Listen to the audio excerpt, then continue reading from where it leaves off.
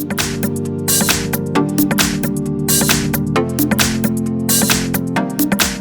I've got HUAWEI Honor 20 and let me show you how to clear browsing data on the following device.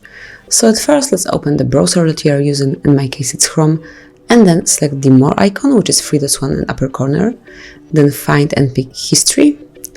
And now you can either delete each page by tapping on the cross icon over here, or you can clear all browsing data by tapping on Clear Browsing Data over here. And now select the options, basic ones and also the advanced. So select the things that you would like to delete, to erase. So it can be also media licenses, saved passwords and out of inform data.